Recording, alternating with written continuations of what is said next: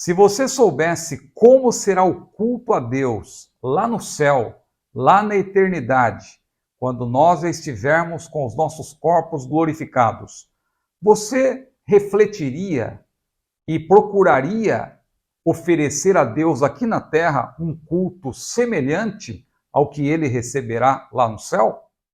Como deve ser o nosso culto a Deus?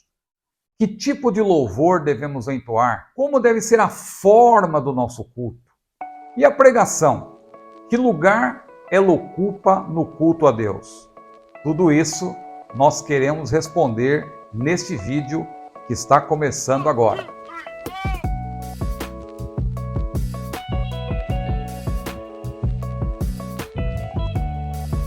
Que a graça do Senhor Jesus seja sobre a sua vida. Eu sou o pastor Ciro Sanches Zibordi e este é mais um vídeo, é uma videoaula na verdade, sobre as lições bíblicas adultos do primeiro trimestre de 2024. Nós já estamos aí caminhando para a conclusão destas lições.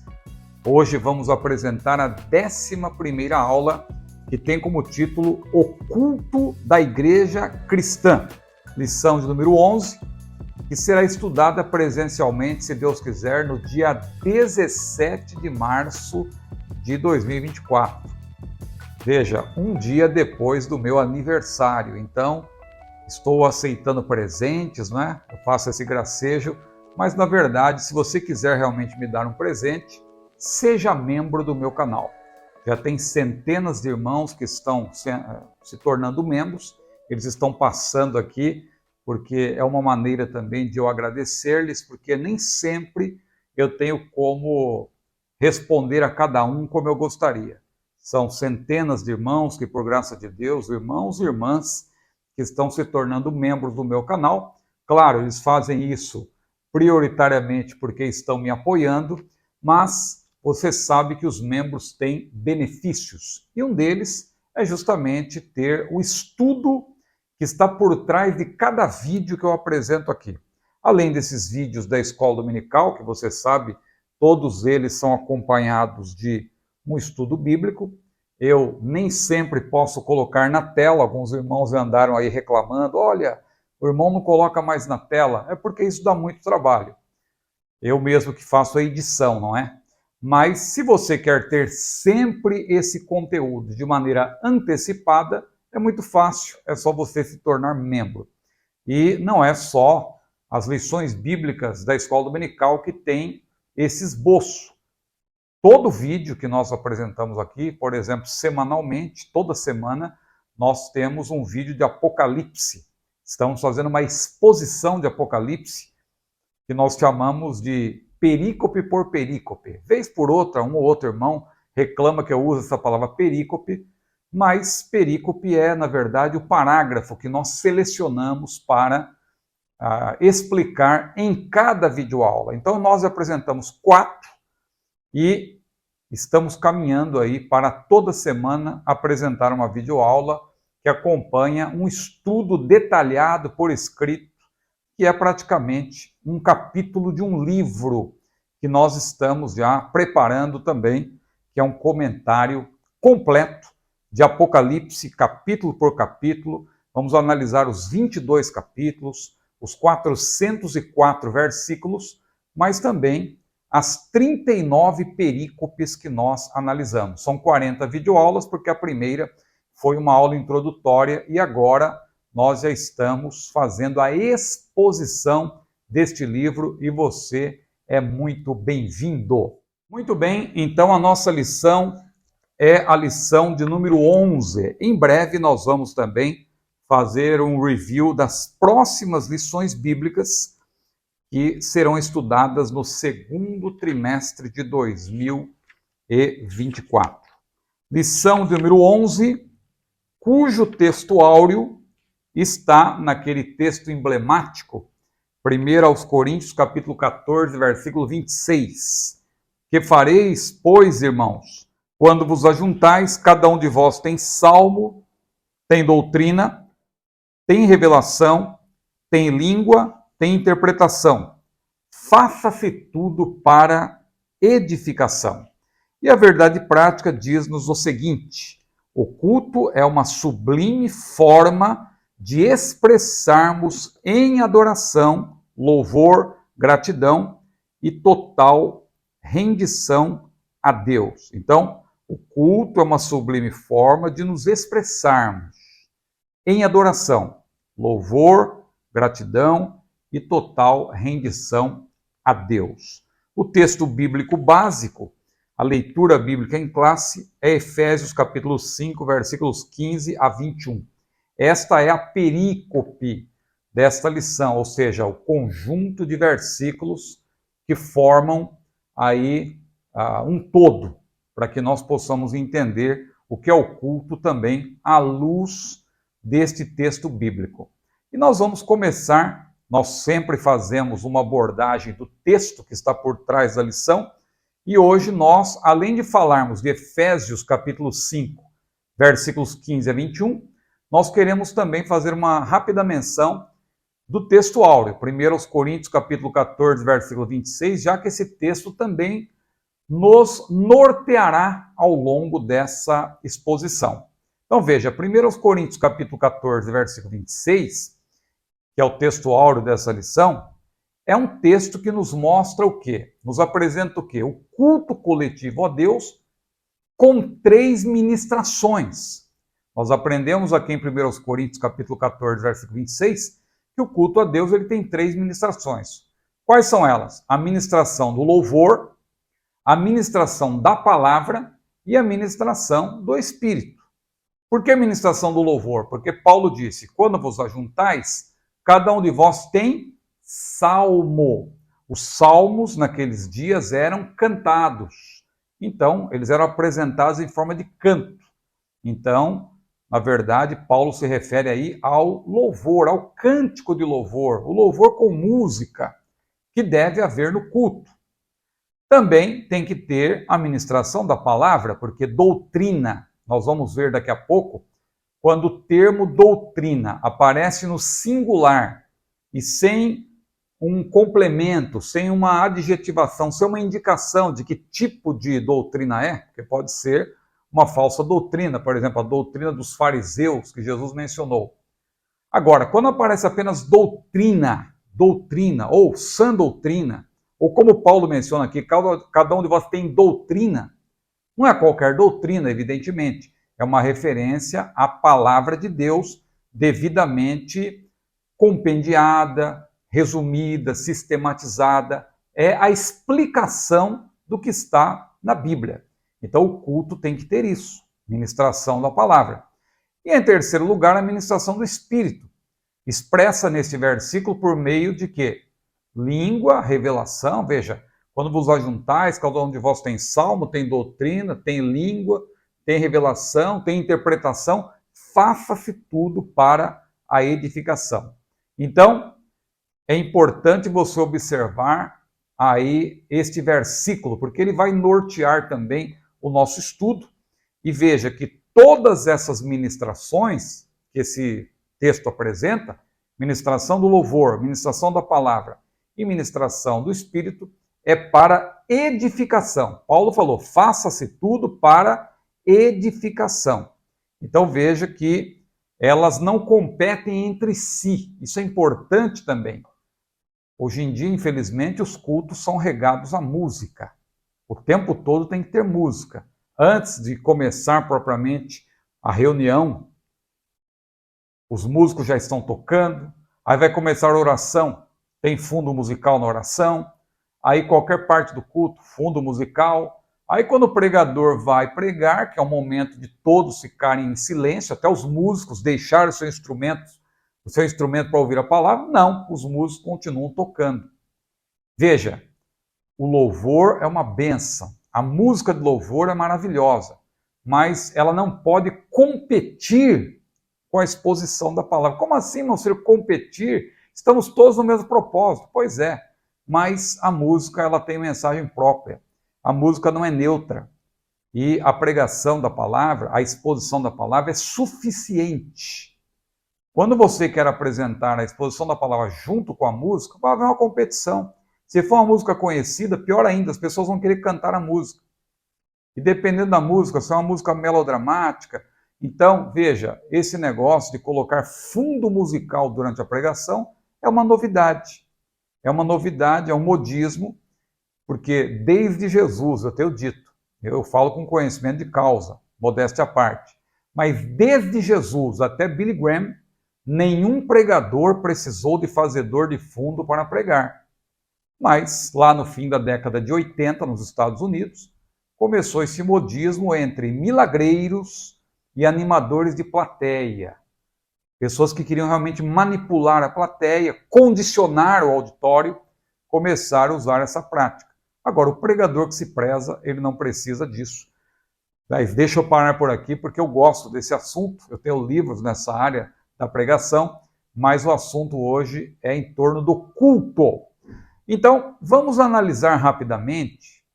Analisar é um exagero, não vamos analisar, mas vamos fazer uma abordagem aqui do texto de Efésios 5, 15 a 21, que também vai servir de base.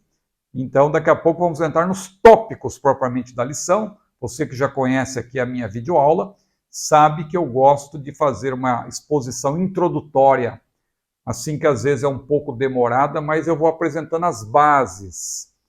E o que eu estou falando já tem a ver com o conteúdo da lição. Depois eu vou citar os tópicos, eu gosto também de fazer isso, porque há irmãos, há irmãs que podem ter dúvidas sobre um tópico, um ponto específico, então eu gosto de passar por todos eles. Mas lembre-se, eu já estou falando sobre a lição, já estou abordando a lição. Porque também às vezes alguém diz, tantos minutos, só depois do minuto 20 é que o irmão entra na lição. Veja, a pessoa que fala isso, ela não está interessada no que eu estou apresentando. Ela não tem paciência para ouvir. Se você quiser realmente aprender, eu sempre tenho dito, é bom tomar tempo com o assunto. Mas vamos lá, o culto conforme Efésios capítulo 5, versículos 15 a 21. Veja, constam desta perícope, Efésios 5, 15 a 21, esse conjunto de versículos selecionada, né, essa perícope foi selecionada para uma abordagem aqui do nosso autor, nesta lição sobre o culto a Deus. Constam desta perícope as primeiras recomendações finais, primeiras recomendações finais, que Paulo está concluindo, e ao concluir ele vai apresentando algumas considerações finais, e ele está no início delas. Então veja, constam desta perícope as primeiras recomendações finais do apóstolo Paulo aos crentes de Éfeso, nas quais observamos alguns deveres muito importantes relacionados com o culto a Deus. Se individualmente formos espirituais, sábios, equilibrados, amantes da palavra de Deus, etc., haverá reflexos bons também na coletividade. Então, o culto a Deus é uma reunião de indivíduos, e se esses indivíduos estiverem com bons propósitos, claro, isso vai repercutir num culto coletivo muito abençoado, não é? Então veja, o que se destaca nesta perícope, Efésios 5, 15 a 21. Primeiro, no versículo 15, nós vemos que o crente deve ser prudente, sábio. Há quem se comporte de modo adequado apenas dentro do templo. Mas Paulo disse, convém que tenha bom testemunho entre os que estão de fora. Então veja, a pessoa tem um comportamento bom dentro do templo, fingindo ser um crente exemplar somente perante os irmãos. Agora, note o que Paulo diz, vede prudentemente como andais, Efésios 5 e 15. Não como nécios, mas como sábios. Então nós temos que saber andar como sábios, porque somente quem está unido a Cristo tem acesso à sabedoria do alto, a qual vem por meio de oração. Tiago falou, se algum de vós tem falta de sabedoria, peça a Deus que a todos dá liberalmente, não lance em rosto, e ser-lhe-á dada. Então a sabedoria do alto vem pela oração, mas vem também pela meditação na palavra. Olha o que diz Jeremias 8, versículo 9. Desprezaram a tua palavra, diz lá. Que sabedoria, pois, teriam? Por porque ninguém tem a verdadeira sabedoria se não for pela palavra. Então, quem aprende a palavra, quem a apreende em seu coração, vai ser uma pessoa sábia, vai ser uma pessoa que saberá como se conduzir no meio do povo de Deus. Agora, nós vemos também que o crente deve administrar bem o seu tempo nesses dias maus. Não devemos perder tempo com efemeridades, pois estamos nos últimos dias. Saber priorizar é fundamental. Então, temos, claro, que saber priorizar. Deus deve estar em primeiro lugar. A nossa comunhão com Deus. Paulo falou para Timóteo, exercita-te em piedade. O exercício físico é importante, é verdade, mas Paulo diz, para pouco aproveita, em comparação com o exercício espiritual, que é a piedade, é estar de frente para Deus. No versículo 17, vemos que o crente também deve priorizar a vontade do Senhor. Veja, tudo isso são pressupostos importantes para nós oferecermos um culto que agrada a Deus. Então veja, o crente deve priorizar a vontade do Senhor, versículo 17. Como entendê-la e experimentá-la? Como entender a vontade de Deus? Veja, ainda que os nossos dias sejam dias maus, isso não é motivo para duvidarmos e nos afastarmos da sã doutrina e das obras da luz.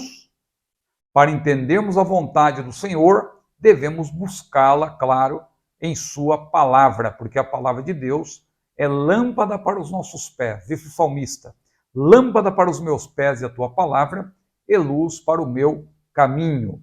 Versículo 18, um versículo emblemático, não é? Não vos embriagueis com vinho que a contenda, mas enchei-vos do Espírito. Aqui nós vemos que o crente deve, claro, ser cheio do Espírito Santo. Preste atenção que tem um mandamento aqui duplo neste versículo e muitos às vezes se preocupam mais com a questão que menciona a embriaguez. Mas olha o que Paulo disse, não vos embriagueis com vinho que a contenda, mas enchei-vos do Espírito. Se é pecado você embriagar-se, você se embriagar, também é pecado você não estar ou não ser cheio do Espírito Santo. Porque ao habitar dentro de nós, enchendo-nos, o Divino Paráclito transforma nosso interior e molda nosso caráter, incentivando-nos a realizar as obras em prol do reino de Deus. O Espírito Santo nos comunica seu fruto, mas nós precisamos cultivá-lo para que cresçamos, para que o fruto cresça em nós e também amadureça. E o fruto do Espírito se manifesta como? Amor, gozo, paz, longanimidade, benignidade, bondade, fé, mansidão, temperança. E contra essas virtudes, disse Paulo, não há lei. Então, o Espírito Santo, evidentemente, nos guia em santidade, a fim de que tenhamos vitória sobre os desejos e impulsos carnais. Paulo enfatiza, inclusive, que assim como é pecado embriagar-se, repito, não ser inteiramente dominado, que é isso que significa ser cheio do Espírito Santo, é ser dominado por ele, não ser inteiramente dominado pelo Paráclito também é pecado. No versículo 19, e aí a gente começa a entrar propriamente na questão do culto, Paulo deixa claro que o crente deve saber como louvar o Senhor. Nosso Deus, que trabalha com ordem, deixou-nos a seguinte orientação quanto ao louvor do culto, falando entre vós com salmos e hinos e cânticos espirituais, cantando e salmodiando ao Senhor no vosso coração. Veja que nós não devemos ser hipócritas, não devemos ser pessoas que apenas louvam da boca para fora. Nós temos que ter também uma comunhão com Deus, como diz o salmista no Salmo 57, versículo 7, preparado está o meu coração, ó Deus. Ele repete, preparado está o meu coração, e só então ele diz, cantarei e salmodiarei. Lembra quando nos dias do profeta Amós, Deus também disse, afasta de mim o estrépito dos vossos cânticos, não ouvirei as melodias dos vossos instrumentos. E lá o profeta Isaías também disse, esse povo se aproxima de mim, com os lábios me honra, mas o seu coração se afasta para longe de mim. Então, é nesse sentido que a palavra de Deus diz que nós devemos cantar, salmodiar, sobretudo no vosso coração. Por quê? Quando somos cheios do Espírito, apresentamos a Deus um culto verdadeiramente pentecostal, espiritual, de acordo com as 3 ministrações que nós mencionamos, que estão lá em 1 Coríntios capítulo 14, versículo 26. A ministração do louvor abarca, lá Paulo fala de salmo, mas aqui em Efésios fica mais claro ainda, mencionam-se salmos, hinos e cantos espirituais, que nós vamos explicar posteriormente. Agora veja o versículo 20. O crente deve ser sempre grato a Deus. Há quem vá ao templo apenas para receber bênçãos. Hoje eu vim aqui receber a minha bênção. Às vezes até o pregador, o pastor colabora para isso, contribui para isso, quando ele diz, quantos vieram buscar a sua bênção? Claro que Deus nos abençoa, mas nós não vamos ao culto, não vamos ao templo para participar do culto, prioritariamente para recebermos bênçãos. Nós vamos lá para cultuar a Deus. Então, há quem ignore, né, essa finalidade importante, que o culto é para Deus, mas Paulo disse, dando sempre graças por tudo ao nosso Deus e Pai, em nome de nosso Senhor Jesus Cristo. Então nós vemos que há 4 tipos de oração. Aqui Paulo menciona ações de graça, mas quando nós estamos na presença de Deus, nós temos 4 tipos de oração. Adoração e louvor, ações de graça, intercessão e aí sim a súplica pessoal. Então, isso é muito importante e nós temos que apresentar isso a Deus no culto.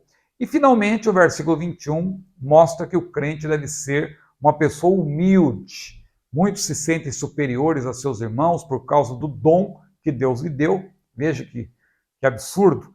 Mas Paulo ensina o seguinte, sujeitando-vos uns aos outros no temor de Deus. Aqui esse apóstolo volta ao início das instruções práticas visando a unidade do corpo, que ele menciona em Efésios, pois somente a humildade torna possível a submissão. Como esta contraria a natureza humana, para sujeitar-se uns aos outros, o salvo deve colocar Cristo em primeiro lugar e estimar seus irmãos mais do que a si mesmo. Isso é muito difícil, mas é o ideal. Nós aqui não estamos falando da realidade, infelizmente, que é bem diferente, mas a Bíblia nos apresenta o que é ideal, aquilo que nós temos que objetivar, aquilo que nós temos que alcançar. Então, a lição de hoje apresenta-nos o culto a Deus sob diferentes aspectos. Tendo esses textos bíblicos em mente, ou tendo esses textos bíblicos como base, nós vamos construir aqui a nossa abordagem com base nos tópicos da lição. Mas não se esqueça, 1 Coríntios 14, 26, o culto a Deus deve ter 3 ministrações, e Efésios 5, 15 a 21 tem todos esses aspectos relacionados com a vida do crente, porque quando nós nos reunimos para nós apresentarmos um culto a Deus e sermos abençoados por Ele, todos nós temos que estar com o mesmo propósito e com a mesma vontade de servir e adorar ao Senhor, porque esse é o propósito do culto. Então veja, o culto então, ele será estudado nesta lição sob diferentes aspectos. Os textos bíblicos que citamos servem como base para nós abordarmos o culto coletivo a Deus, que é santo e deve ser solene, glorificando ao Senhor. Nossa reunião no templo ou em qualquer outro lugar deve ser com propósitos, deve ter como propósitos a glorificação do nosso Senhor e a edificação do povo de Deus. Também estudaremos que, embora não sejamos místicos nem ritualistas, o culto tem um ritual. Ou seja, há práticas litúrgicas bíblicas que devemos observar com, claro, tudo isso com decência e ordem, porque o nosso Deus é um Deus de ordem. Primeiro tópico, a natureza do culto. Primeiro ponto, o culto como serviço a Deus. No Novo Testamento, há 3 termos gregos principais para serviço, já que o culto é um serviço a Deus. Diaconia, latria e também liturgia. Então veja, diaconia, latria e também liturgia. de onde vem a nossa palavra liturgia. Outro termo para serviço, que nós não vamos usar porque está mais relacionado com o trabalho ou o serviço do escravo, é o termo doulia, né? Do verbo douléu, ligado sobretudo ao trabalho dos escravos, que é doulos no grego. Claro que o termo doulos também é empregado a nós como servos, mas é interessante que lá no céu a Bíblia diz que nós vamos ser doulos. Os seus servos o servirão. Só que é interessante, nós somos chamados de doulos, mas o trabalho que nós vamos apresentar não é, na verdade, douleia, como está aqui. Ou seja, o serviço não é douleia, mas será liturgia. Nós vamos falar disso daqui a pouco. Agora, não por acaso, em alguns países, como os Estados Unidos, o culto é chamado de worship service, ou simplesmente service. Worship service quer dizer culto de adoração. Ou service, que seria literalmente traduzido para serviço, mas equivale a culto. Por quê? Porque o culto é um serviço para Deus. Veja que o autor citou o texto de Deuteronômio 6 e 13, que diz que o Senhor teu Deus temerás, e a ele servirás pelo seu nome, e pelo seu nome jurarás. Então veja, o Senhor servirás, é um serviço para Deus. Então devemos servir, o verbo grego é latreu, como eu falei, em espírito e em verdade. Você vai encontrar esse verbo latreu em Romanos 1 e 9, quando Paulo disse, eu sirvo a Deus no meu espírito. Você vai encontrar também em 1 Timóteo capítulo 1, versículo 3. 1 Timóteo capítulo 1, versículo 3, você vai encontrar também o serviço daquele que está adorando o Senhor. E o Senhor Jesus, veja como o serviço tem tudo a ver com a adoração, porque Jesus disse que o Pai procura os verdadeiros adoradores que o adoram em espírito e em verdade. Paulo falou, sirvo a Deus no meu espírito. E também 1 Timóteo capítulo 1, versículo 3, olha que texto interessante. 1 Timóteo capítulo 1, versículo 3, aqui também você vai encontrar o verbo latreo. Latreo, olha o que disse Paulo a Timóteo. 1 Timóteo 1 e 3. Na verdade, é 2 Timóteo capítulo 1, versículo 3. Veja, dou graças a Deus, a quem, desde os meus antepassados, sirvo com uma consciência pura. Veja, consciência pura. Isto fala, claro, de você adorar a Deus em verdade. Então, veja que o verbo aí, latreu, ele se refere a servir a Deus, tanto em espírito, como Paulo falou em Romanos 1 e 9, como também servi-lo em verdade, com uma consciência pura. Se partíssemos desse pressuposto, muitas invencionices seriam banidas de nossos cultos, que muitas vezes têm, na verdade, aí, sido reuniões antropocêntricas para massagear o ego das pessoas e entretê-las, em vez de ser, na verdade, um serviço para Deus. Então, este primeiro ponto é importante, o culto como serviço a Deus. Temos que partir desse pressuposto. Quando nós estamos na casa de Deus, no templo, é para apresentar um culto, um serviço a Deus. Ponto 2. O culto deve ser solene.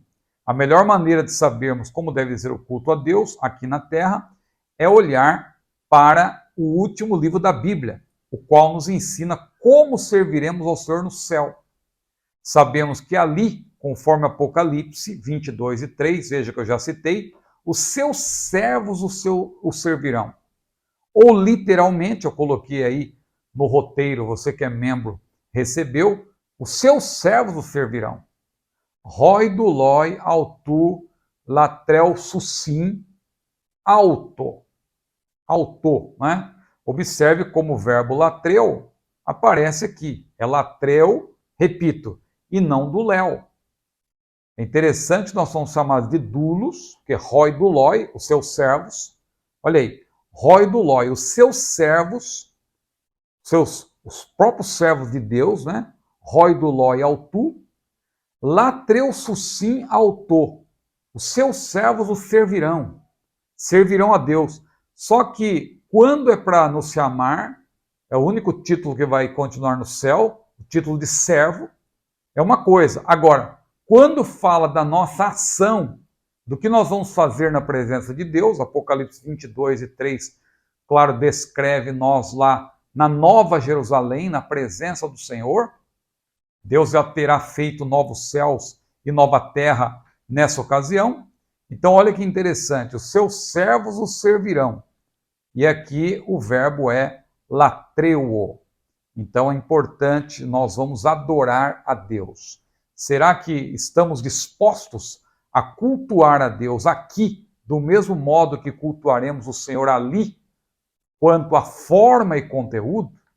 Irmãos, Apocalipse é um livro maravilhoso. Se você ler Apocalipse capítulo 4, Apocalipse capítulo 5, capítulo 7, capítulo 19, você vai ver que se nos apresenta tanto a forma como também o conteúdo do nosso culto. Veja, o culto a Deus é sua forma. Eu coloquei no meu roteiro que a marca do culto no céu é a prostração reverente. Porque os 24 anciãos que representam a igreja glorificada no céu, veja, enquanto estiver ocorrendo na terra o período tribulacional, a igreja já está no céu. E Deus revelou isso para João quando ele viu os 24 anciãos, que eu já expliquei aqui em vários vídeos, que é uma representação da igreja. E se você ainda tem dúvidas sobre isso, veja aqui no meu canal a playlist Apocalipse e fique atento também à minha série, toda terça-feira, ao vivo, Apocalipse perícope por perícope, e logo logo nós vamos falar do capítulo 4. Ainda estamos no capítulo 2. Mas quando nós formos falar do capítulo 4, nós vamos falar dos 24 anciãos, que representam a igreja. Você vai saber por quê.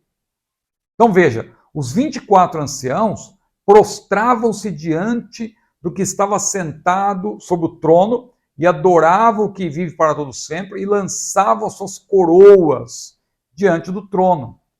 Você vê isso também no capítulo 5, no capítulo 7, no capítulo 19, sempre essa prostração reverente. Adoração tem a ver com prostração. Ali não haverá espaço para a famigerada adoração extravagante, que, aliás, são dois termos muito infelizes, quando colocados, a expressão é infeliz, digo, quando esses dois termos estão na mesma expressão, porque eles são excludentes. Como pode a adoração ser extravagante? Como pode a extravagância servir como adoração? Então, é um absurdo. Adoração extravagante não haverá no céu. O culto no céu será solene, isto é, majestoso, reverente, respeitoso, decente, decoroso e ordeiro. De acordo com a Bíblia, nossa regra de fé e prática, há um bom ordenamento a ser observado na liturgia cristã.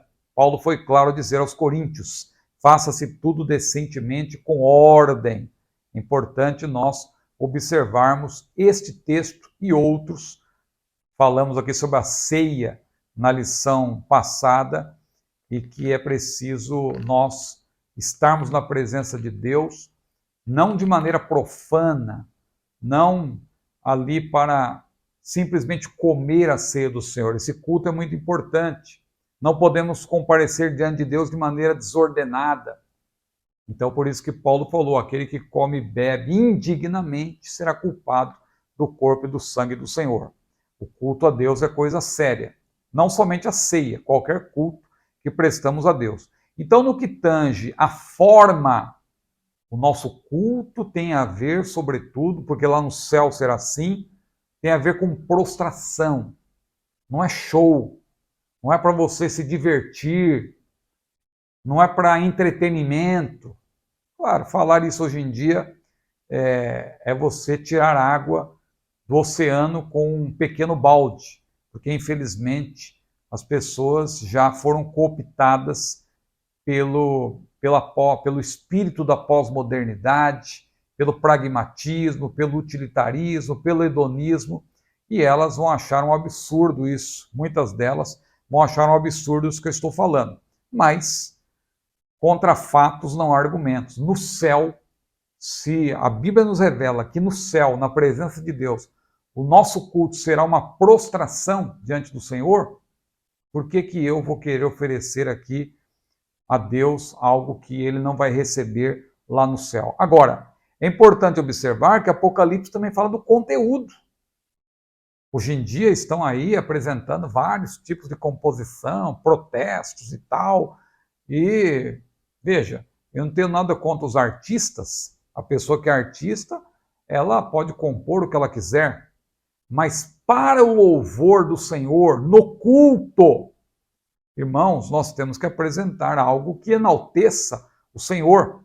E no caso da igreja em particular, o conteúdo deve ser cristocêntrico. Veja, ao se prostrarem diante do trono de Deus, o que os salvos glorificados, representados por aqueles 24 anciãos, juntamente com os seres angelicais, dirão?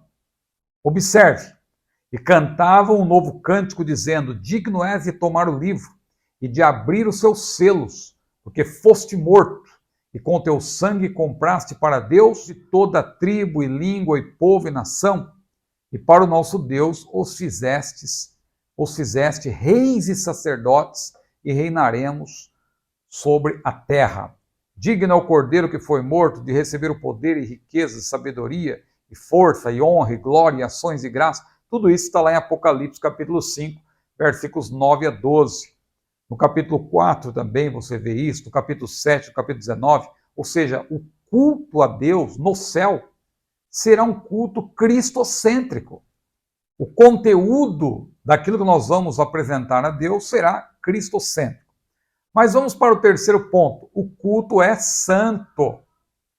Há reuniões solenes e decorosas que nada tem a ver com o culto a Deus, é claro. Há também cultos extremamente formais, onde o Senhor não se faz presente. Por quê? Porque o culto a Deus precisa ser santo. Não é algo assim apenas da boca para fora.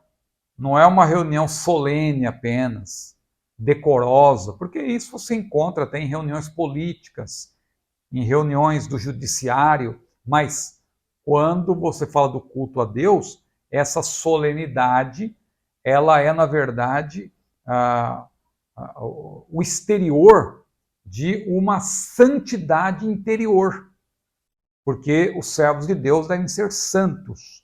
O culto precisa ser santo. Nesse sentido, o culto dos serafins deveria ser um exemplo para nós, porque a Bíblia diz que os serafins estavam acima de Deus e cada um deles tinha 6 asas, com 2 cobriam os seus rostos, com 2 cobriam os seus pés e com 2 voavam e diziam: Santo, Santo, Santo é o Senhor dos exércitos. Com toda a reverência, eles exaltavam, eles enalteciam o Deus Santo, ou eles enaltecem, na verdade. Eu falo no passado porque eu me refiro ao que Isaías disse, ao que Isaías registrou. Agora, como o Senhor é santo, e há vários textos que demonstram isso, nosso louvor, nossa pregação, nosso ensino e quaisquer outras ministrações ou serviços no culto devem ser santos. Então eu coloquei no meu roteiro, primeiro, o culto é uma reunião de santos. Observe o que Paulo diz em Romanos 15, 25. Agora vou a Jerusalém para ministrar aos santos. O verbo grego aqui é diaconel. Tomando como exemplo o culto da ceia, devemos participar dignamente do culto a Deus. Aqui, como Paulo falou, agora eu vou a Jerusalém ministrar aos santos. Então veja como aqueles que participam do culto são santos. Mas outro ponto, o culto é uma reunião de serviço ao Deus Santo. Deus é santo. Nosso serviço, evidentemente, deve ser bom, porque os que servirem bem como diáconos, olha o que Paulo falou. O termo ali no grego, ou essa frase é roigar kalos diaconessantes. Então, essa frase é porque os que servirem bem como diáconos. Veja, servir bem como diáconos. Nosso serviço deve ser bom, mas deve ser também santo. Veja, purificai-vos os que levai os vasos do Senhor, diz Isaías capítulo 52, versículo 11. Isso fala do culto a Deus, do serviço a Deus na antiga aliança, mas isso vale para hoje também. Tudo o que fazemos deve glorificar ao Senhor, mantendo sempre o limite entre o santo e o profano. Outro ponto importante, veja, eu não estou parando nos versículos, porque senão essa videoaula fica muito longa. Você que é membro e tem o roteiro, olha quantos versículos bíblicos que eu estou deixando de fazer menção deles aí. Mas olha, o lugar de culto é santo também. O que santifica o culto, claro, é a presença do Deus Santo. E os seus servos, que também devem ser santos. Entretanto, não devemos banalizar o lugar de culto, como está acontecendo hoje. Há igrejas cujos lugares de culto têm sido organizados de tal modo a atender as pessoas conforme as suas preferências. Por isso há templos, será que são, podemos chamar de templos ainda?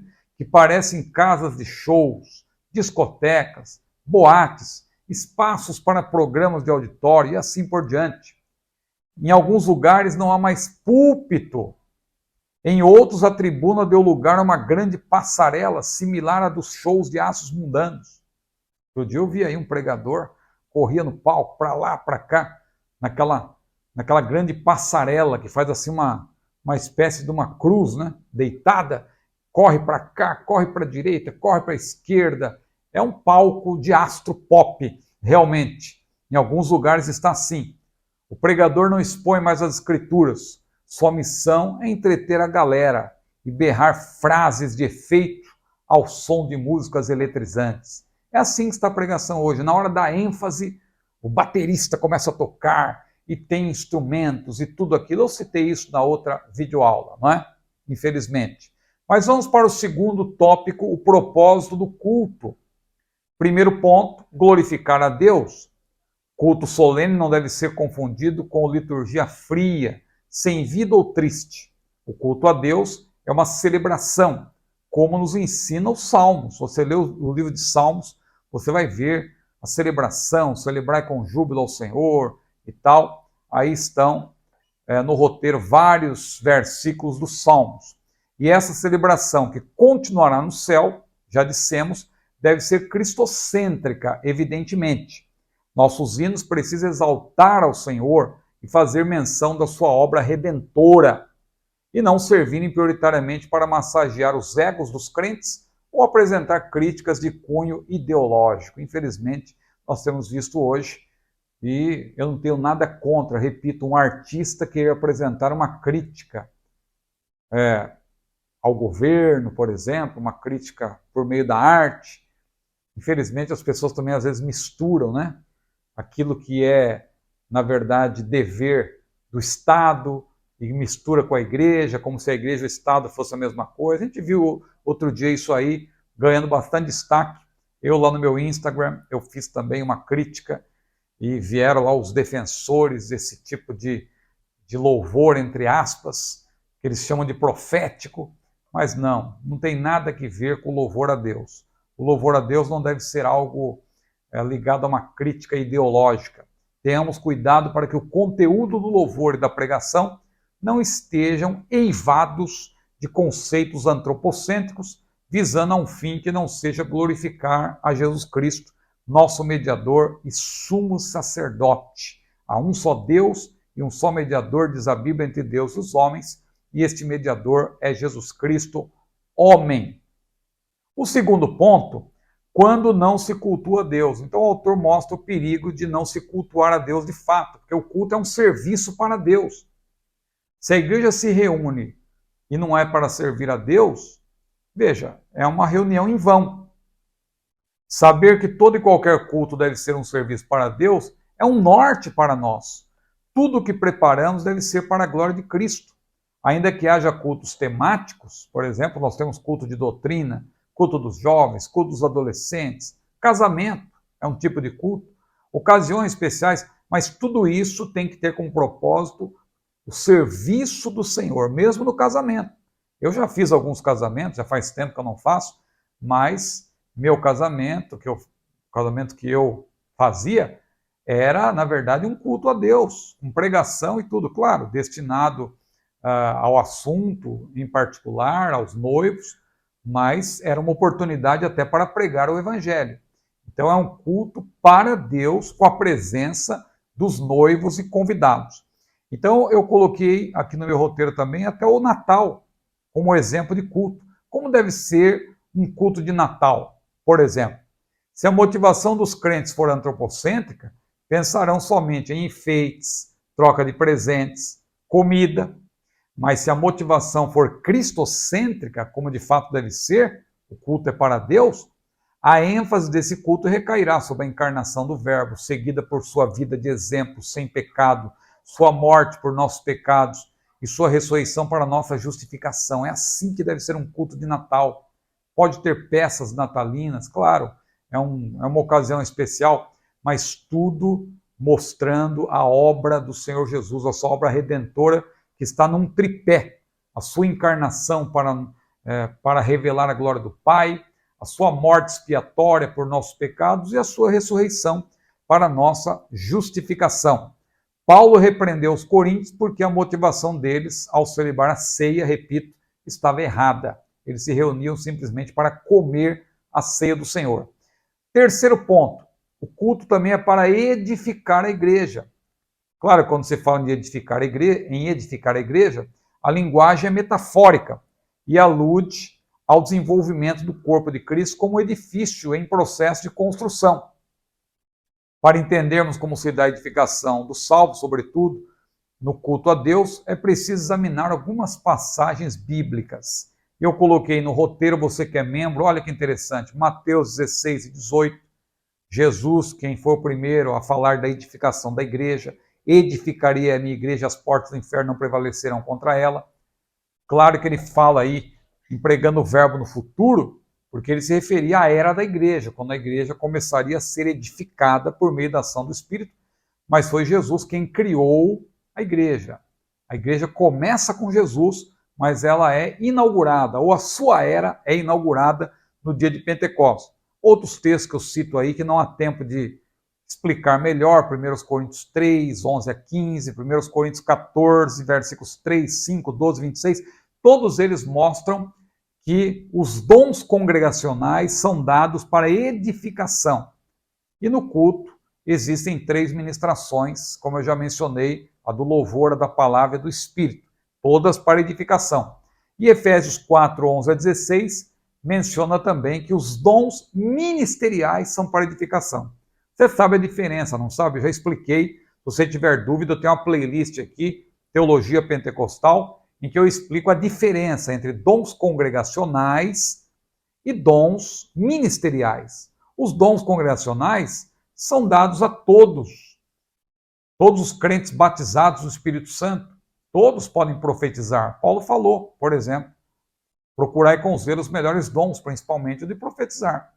É o dom de profecia. É um dom congregacional, que não pertence a ninguém, mas é dado pelo Espírito que reparte particularmente a cada um como ele quer. Agora, aquele que tem um dom ministerial, isso aí é residente, depende de chamada. Não é algo que se manifesta momentânea ou esporadicamente, não. É um dom residente, mas não há tempo de explicar isso aqui. Eu recomendo que você assista aos vídeos lá da playlist Teologia Pentecostal, tem vídeo explicando, modéstia à parte, de maneira detalhada e clara, os dons espirituais que se dividem em dons congregacionais e dons ministeriais. Vamos para o terceiro tópico, a liturgia do culto. Primeiro, a exposição da Bíblia. O culto tem que ter exposição da palavra. Conforme 1 Coríntios 14, 26, nós já vimos, há 3 ministrações no culto, a do louvor, salmo, a da palavra, doutrina e a do Espírito, a manifestação carismática. No Novo Testamento, o termo doutrina, didache, que nós falamos didache também, né? Uma pronúncia mais próxima do grego seria didache. No singular e sem identificação, é uma referência ao ensino da palavra de Deus. Foi aquilo que eu já falei no início. Se não houver uma adjetivação dessa didache, ou dessa doutrina, ela é sempre uma referência à palavra de Deus, devidamente explicada, compendiada, sistematizada. Então a Bíblia deve ser lida no culto. Quando se diz que tem que ter palavra ou ministração da palavra no culto, primeiro, a Bíblia tem que ser lida. Só de ouvirmos a leitura da Bíblia, ou só de lermos a Bíblia, nós já somos abençoados. Em Apocalipse capítulo 1, versículo 3, inclusive, se menciona o seguinte: bem-aventurado aquele que lê e os que ouvem e aqueles que também guardam as palavras desta profecia. Agora, você já parou para pensar por que ali ler está no singular? Bem-aventurado aquele que lê. Porque, na verdade, aqui Jesus, que apresentou essa bem-aventurança, junto com outras 6 que aparecem em Apocalipse. Em Apocalipse você tem 7 bem-aventuranças ao todo. Então, nessa primeira, Jesus diz que são bem-aventurados tanto o que lê como os que ouvem e guardam as palavras dessa profecia, ou guarda a palavra de Deus de maneira geral, porque aquilo que serve para Apocalipse, e Apocalipse é um livro inspirado por Deus, é claro que se aplica por extensão a todo e qualquer livro inspirado por Deus, ou seja, toda a Bíblia. O Senhor se refere ao culto, por quê? Porque ler aqui é ler em voz alta. Está no singular porque diz respeito àquele que lê, ou seja, o líder, o representante, o pastor que vai ler diante da congregação. Naquela época, nem todos tinham uma Bíblia como nós. Olha como nós somos bem-aventurados. E olha como nós somos privilegiados. Quem tem desculpa? Nós temos a Bíblia completa à mão. E muita gente despreza a Bíblia. Os crentes naqueles dias era só um que lia a Bíblia e os crentes ouviam atentamente. Porque somente o líder ali da congregação que estava de posse do texto para poder ler. No primeiro século era assim. Então é bem-aventurado. Jesus falou, aquele que lê diante da congregação, ele é bem-aventurado. Só de fazer isso, ele é bem-aventurado. Então veja, é bem-aventurado aquele que lê em voz alta, anagnoskon, está no singular porque diz respeito àquele que lê as escrituras no culto público. A congregação que ouve a leitura também é bem-aventurada, mas as bênçãos não vêm sobre os leitores e ouvintes atentos, e sim sobre aqueles que são obedientes. Por isso que diz, bem-aventurados aqueles que guardam as palavras dessa profecia. Em outras palavras, leitores e ouvintes só são bem-aventurados de fato quando guardam a palavra. Foi o que Jesus falou lá em João capítulo 13, versículo 17. Se escutais essas palavras, bem-aventurados sois se as fizerdes. Tem que pôr em prática. Mas outro ponto importante aqui nesse primeiro, a exposição da Bíblia, a Bíblia deve ser exposta no culto, deve ser lida, mas deve também ser explicada. Jesus, os apóstolos, os pregadores do Novo Testamento, expunham as Escrituras. É que nós vemos em Lucas capítulo 4, 16 a 18, e em Atos capítulo 2, 22 a 36, a primeira pregação pentecostal, Atos capítulo 7, aquela longa exposição bíblica de Estevão, e nós vemos também em Atos 15, 35 e 18, versículo 11, que Paulo era também um expoente das Escrituras. Sabemos que a exposição da palavra dá entendimento aos simples. Salmo 119, versículo 130.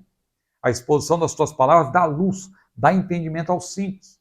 E também sabemos que a fé é pelo ouvir, e o ouvir pela palavra de Deus. Romanos capítulo 10, versículo 17. É por isso, irmãos, que nós não podemos abrir mão da exposição da palavra.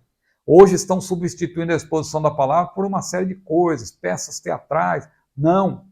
Em muitos lugares, eu coloquei aí, estão pondo de tudo nos cultos, diminuindo cada vez mais o tempo da pregação.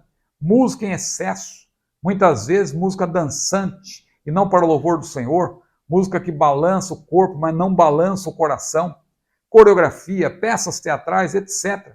Quanto à pregação nesses cultos, precisa ser acompanhada de um bom fundo musical, malabarismo, animação de plateia.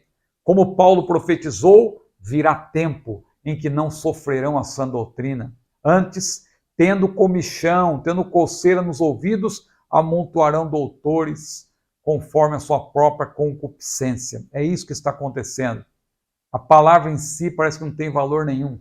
A pregação tem que ser acompanhada de fundo musical, tem que ter um número teatral junto com a pregação, coreografia. Irmãos, isso não tem agradado ao Senhor. Eu vou continuar aqui batendo nesta tecla. Quer ouçam, quer deixem de ouvir. Mas vamos para o segundo ponto. A adoração entusiástica. De modo geral, a adoração abarca tudo que fazemos para a glória de Deus. Deus procura verdadeiros adoradores, disse Jesus, que o adorem em espírito e em verdade. Num sentido mais estrito, a adoração se relaciona com o culto a Deus. como nós vemos em 1 Coríntios 14, 26, também Efésios 5, 18 a 20, e o texto correlato lá de Colossenses capítulo 3.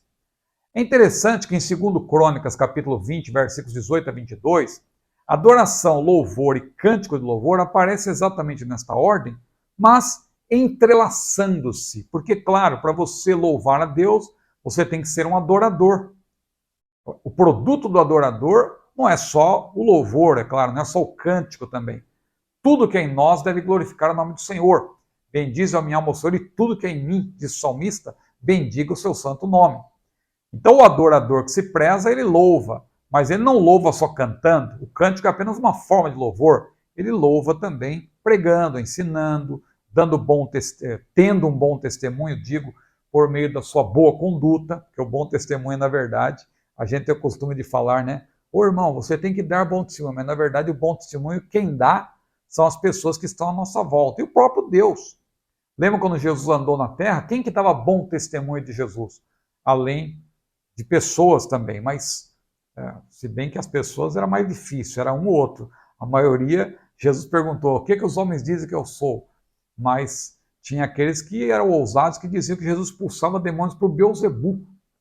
Mas enquanto uns diziam uma coisa, outros diziam outra, o melhor testemunho quem dava era Deus, que dizia, este é meu filho amado, em quem me comprazo. Então, em 2 Crônicas você vai encontrar, olha que interessante, 2 Crônicas 20, 18 a 22, adoração e louvor estão casados. Veja que depois da mensagem de Deus, que Josafá, o rei, recebeu por meio do profeta, Josafá se prostrou. Olha aí a adoração de novo sendo mencionada com ênfase para a prostração, como vai ser no céu.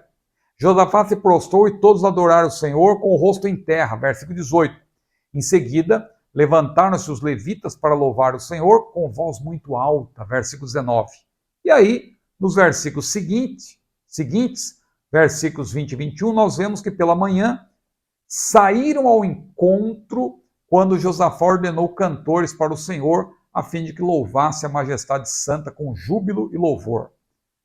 Falando agora do Novo Testamento, no primeiro século, os cânticos de louvor da igreja abrangiam 3 modalidades. É o que diz lá em Efésios, capítulo 5, e também em Colossenses 3 e 16. Salmos, hinos e cânticos espirituais.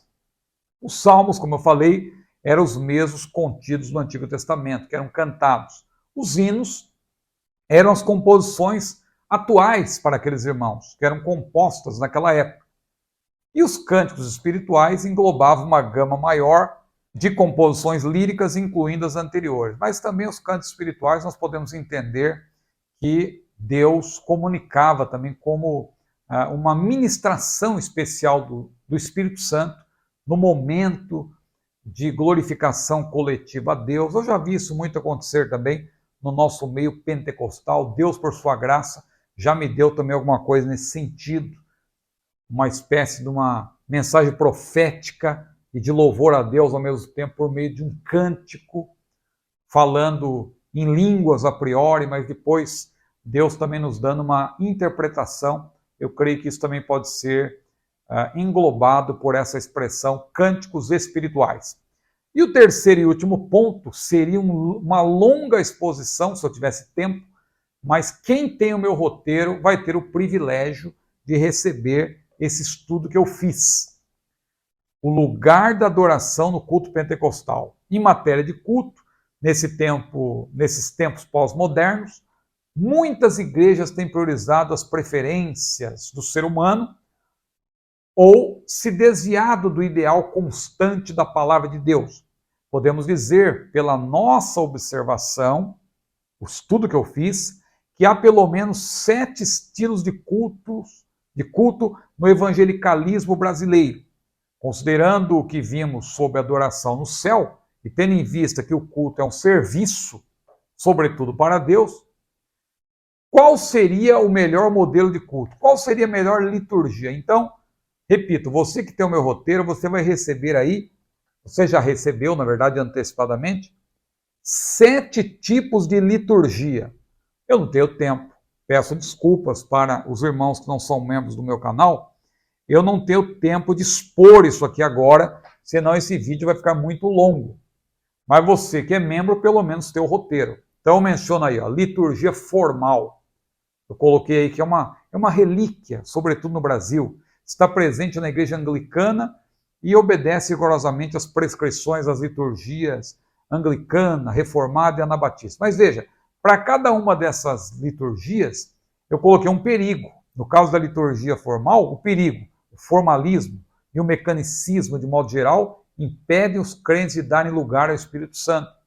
Outra forma de culto, outra liturgia, liturgia tradicional com hinos, prevalecente nas igrejas históricas, tradicionais, prioriza os hinos em detrimento dos chamados cânticos congregacionais. Dá grande destaque para os hinários oficiais, o cantor cristão, por exemplo. Veja, o perigo aí é abraçar o tradicionalismo que engessa o culto. Outro tipo, a liturgia contemporânea, está presente nas igrejas mais novas, que usa estratégias para conquistar os jovens. A música, em grande parte, é repetitiva na linha melódica e fraca na letra. Abarca a linguagem da geração presente e estilos musicais contemporâneos, rock, jazz, hip hop, rap, gospel, tudo num formato pragmático, utilitarista, facilitador para agradar a geração pós-moderna. Qual é o perigo? Secularização do culto, que o evangelho deve ser pregado não da maneira que as pessoas querem ouvi-lo, mas da maneira que as pessoas precisam ouvir o evangelho, não é? O evangelho não é para agradar nem para massagear o ego das pessoas. Uma quarta liturgia que eu considero aí, a eclética, prevalecente nas igrejas conservadoras, equilibradas. Eu creio que essa está mais próxima da liturgia aí da maioria das igrejas conservadoras, né? Mas a Assembleia de Deus, ela difere um pouco. Eu até estou chamando a nossa liturgia daquelas igrejas que são Assembleias de Deus que se prezam, né? Eu chamo de liturgia pentecostal assembleiana. Mas claro, a Assembleia de Deus se dividiu e se subdividiu. Eu me refiro às Assembleias de Deus que ainda são fiéis à sua liturgia inicial, que aprendeu com os pioneiros. É preciso manter. O que é bom, é claro, porque a melhor definição de conservador é aquele que mantém o que é bom, né? Porque não precisamos manter aquilo que não presta. Agora, o que é bom a gente mantém. E nós aprendemos muita coisa boa com os nossos pioneiros, Daniel Berg, Gunnar Wingren e aqueles que vieram depois deles. Liturgia eclética, prevalecente nas igrejas conservadoras equilibradas, faz uma síntese dos estilos tradicional e contemporâneo, seleciona melhor dos estilos de culto do passado, anglicano, reformado, anabatista, restauracionista, reavivalista, quacriano, tradição Holiness e assim por diante, e mescla-o ao estilo contemporâneo. Qual é o perigo? Eu tenho visto tornar o culto sincrético, porque começa a receber muitas influências, dali a pouco perde-se completamente a identidade. Uma quinta liturgia, a liturgia emergente ou pós-moderna, essa é bastante complicada. Está presente nas igrejas extremamente secularizadas, que adotam a controversa adoração extravagante, que eu já mencionei. É um culto sem limites, que emprega toda nova expressão cultural, artística com instrumento de adoração. Cada um adora do jeito que quiser e tal, e assim por diante. O perigo qual é? Deixar-se levar pelas influências da pós-modernidade e desprezar o primado da palavra, conformando-se com o mundo. É isso que a gente tem visto. Aí eu citaria também uma sexta liturgia, que é a liturgia carismática, que prevalece em algumas igrejas pentecostais, mas principalmente nas igrejas neopentecostais, que nós poderíamos chamar até muitas delas de pseudo-pentecostais, porque infelizmente não tem nada de pentecostalismo em muitas igrejas ditas pentecostais ou neopentecostais. Dão bastante ênfase para o mover de Deus, o qual pretensamente se manifesta durante o louvor e dá algo novo, como cânticos espontâneos, e pouco espaço para a palavra. E o perigo, então, é a desordem, o distanciamento da sã doutrina e a pouca ênfase para a exposição da palavra. Agora, a nossa liturgia assembleiana pentecostal, sem querer puxar a brasa para a nossa sardinha, mas a igreja assembleiana, a Assembleia de Deus, que se mantém fiel à sua origem, que tem compromisso com a palavra de Deus e com o Deus da palavra, que também subscreve a declaração de fé da Assembleia de Deus, que honra as Escrituras. Muita gente não entende isso. Irmão Ciro, O irmão fala de um jeito, parece que a declaração de fé está acima da Bíblia. Não, meu irmão, não, minha irmã. Você tem que entender o que é uma declaração de fé. A declaração de fé, o que diz a declaração de fé da Assembleia de Deus? Cremos, professamos e ensinamos. Agora, cremos, professamos e ensinamos o quê? Cremos no que está na Bíblia. Professamos aquilo que cremos, que é justamente o que está na Bíblia. Agora, se você não crê, como você vai professar? Se você não professa, como você vai ensinar? Então, eu tenho dado até um conselho para os irmãos que dizem, eu sou da Assembleia de Deus, mas eu não subscrevo a nossa declaração. Então, você vai estar no nosso meio para quê? Para gerar confusão? Procure uma igreja que esteja de acordo com a sua crença, então. Porque eu sou franco, o dia que eu encontrar uma igreja melhor do que a Assembleia de Deus, eu vou para lá. Eu estou na Assembleia de Deus porque eu acredito que a Assembleia de Deus tem uma declaração de fé que honra as Escrituras. E nós temos uma liturgia pentecostal assembleiana. Essa liturgia pentecostal assembleiana é a prevalecente, claro, nas Assembleias de Deus, fiéis às suas raízes. Fiéis às suas raízes. É um modelo que procura obedecer à prescrição de 1 Coríntios capítulos 12 a 14. Desde a sua origem, o culto assembleiano tem como marcas a alegria, claro, expressa por música vibrante. Não é música dançante, é música vibrante. Glorificação em alta voz, porque até no céu altos louvores serão entoados. Línguas estranhas, que na verdade estranha para aquele que pronuncia, porque é dada pelo Espírito. Profecias, mas sempre mantendo o equilíbrio por meio do ensino das Escrituras. Qual é o perigo? Porque todo culto tem perigo. Porque o culto é a Deus, mas é apresentado por humanos. O perigo é supervalorizar a experiência pentecostal. A gente tem visto por aí, em detrimento da sã doutrina. Lembremos-nos de que o culto completo deve ter louvores, exposição da palavra e as ministrações do Espírito, mas não pode haver aí a competição entre essas ministrações. Hora da ministração do louvor é hora da ministração do louvor. Momento da ministração da palavra é da palavra. E quando o Espírito for agir naquele momento de glorificação a Deus, é aquele momento. Claro, o Espírito Santo ele age também durante a ministração da palavra. Mas o que eu quero dizer com isso? Que não há competição. Porque não tem sentido você querer louvar ou tocar instrumento durante a pregação. Claro que o pregador, se ele quiser, ele pode cantar um hino. Ou seja, ele interrompe a pregação para cantar um hino. Não está havendo competição. Ele pode pedir para alguém cantar um hino durante a pregação, ele interrompe a pregação e pede para alguém cantar. Agora, ao mesmo tempo, isso gera competição. Não é recomendável. Assim como também não é recomendável, imagina o pregador pregando, alguém resolve profetizar no meio da pregação. Isso é desordem. Paulo falou que Deus trabalha com ordem, o culto deve ser com ordem e decência. Nosso Deus é Deus de ordem. Agora imagina a pessoa pregando, alguém levanta, cale-se que agora eu vou falar. Não. Jesus repreendeu o pastor de Tiatira, por quê? Porque ele estava tolerando uma mulher que se dizia profetisa. Ela não respeitava o representante de Deus. Ela queria profetizar, ela queria enganar, porque ela era uma falsa profetisa. E o que Jesus falou? Tenho contra ti que toleras Jezabel. Então, Deus trabalha com ordem. Bom, eu teria muito mais coisa para falar, mas as horas passam depressa, como diz aquele hino da harpa cristã, e nós vamos ver então aqui a conclusão que está na lição bíblica, que diz assim, na lição, nesta 11ª lição bíblica, vimos os princípios que devem reger o culto cristão. O culto não pode ser de qualquer forma, pois ele tem princípios e normas para seguir. Como Deus é um Deus de ordem, que eu acabei de falar, então o culto que se presta a ele também tem de ser ordenado. Contudo, ordenado não significa frio e sem vida. Salientei isso aqui também. O culto deve ser um momento de celebração, alegria e dinamizado pelo Espírito Santo. Veja, quando é dinamizado pelo Espírito Santo, não é uma coisa mecânica. Não precisa o pregador dizer, onde estão os pentecostais? Eu quero ouvir uma rajada. Não, isso é mecanicismo. Você fala em línguas quando o Espírito Santo acende um fogo dentro de você. Você abre a boca e fala. Não é o pregador que manda você falar. Agora, se o pregador manda e você fala automaticamente, isso é mecanicismo. Porque quem garante que o pregador está sendo movido pelo Espírito? na maioria das vezes, infelizmente, não está. Não é? Infelizmente, tem muita carnalidade nos nossos púlpitos e nós não podemos aceitar isso passivamente.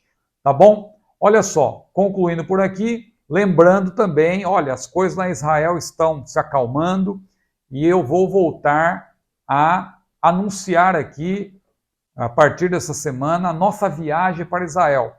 Já tem aí 60 irmãos que deram nome, e claro, dar o nome não significa que eles já estão inscritos, porque tem que ver a questão do pagamento e tal, mas se você desejar também, mande um e-mail lá para viagem@chamada.com.br, viagem@chamada.com.br, e diga lá que você quer viajar comigo, deixe o seu e-mail e também o seu WhatsApp, no caso, o seu telefone, para que a chamada entre em contato com você e apresente também as condições para nós fazermos uma viagem para Israel e ali vamos apresentar algumas ministrações escatológicas em lugares específicos de Israel. Tá certo? Que Deus abençoe a sua vida. Olha, não se esqueça do meu presente de aniversário, hein? Dia 16 de março, meu aniversário, e o presente você pode me dar, claro, além de ser inscrito no meu canal, que também já é um presente. Então você tem duas opções. Se você não é inscrito, inscreva-se. E se você já é inscrito e desejar, seja membro do meu canal. Tá certo? Que Deus abençoe a sua vida e também curta esse vídeo, é importante, e compartilhe. Que Deus abençoe a sua vida. A paz do Senhor.